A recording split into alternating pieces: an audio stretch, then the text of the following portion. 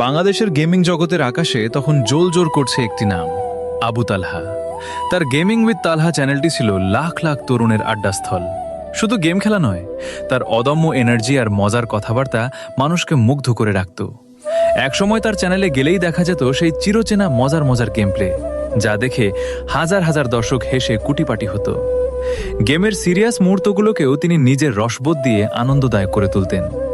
Free ফায়ারের দুনিয়ায় তিনি ছিলেন একজন রাজ্যহীন রাজা, যার সংগ্রহে ছিল হাজার ও ভালোবাসার মানুষ। কিন্তু রাজপ্রাসাদের ভেতরে যখন ঘুণ ধরতে শুরু করলো, তখন তালহা আর চুপ থাকতে পারলেন না। গেমের ভেতরে যখন হ্যাকারদের উপদ্রব মাত্রা ছাড়িয়ে গেল, সাধারণ প্লেয়াররা যখন তাদের অত্যাচারে অতিষ্ঠ, তালহা তখন তাদের প্রতিনিধি হয়ে রুখে দাঁড়ালেন।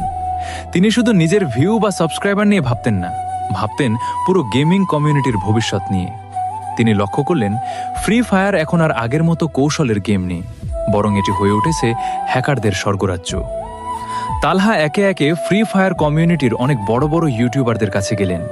তিনি সবাইকে অনুরোধ করে বললেন, ভাই চলুন আমরা সবাই মিলে আওয়াজ তুলি, গেমের এই শোচনীয় অবস্থা থেকে একে বাঁচাই। কিন্তু অত্যন্ত দুঃখজনক বিষয় হলো, কেউ তার এই আহ্বানে পাত্তা দিল না। সবাই নিজের আখের গোছাতে ব্যস্ত ছিল। এরপর তালহা সরাসরি গ্যারেনা ফ্রি ফায়ারের মডারেটরদের সাথে যোগাযোগ করে বিষয়টি জানালেন, কিন্তু তারা তার কথার কোনো মূল্যই দিল না। সবাই যখন টাকার পেছনে ছুটছিল, তালহা তখন বেছে নিলেন সম্মানের পথ। যে গেম প্লেয়ারদের মূল্যায়ন করে না এবং যেখানে হ্যাকারদের দাপট থামানো যায় না, সেখানে থাকার কোনো মানে তিনি খুঁজে পেলেন না। কোটি টাকার আইডি এবং জনপ্রিয়তার তুঙ্গে থাকা অবস্থায় তিনি এক সাহসী সিদ্ধান্ত নিলেন।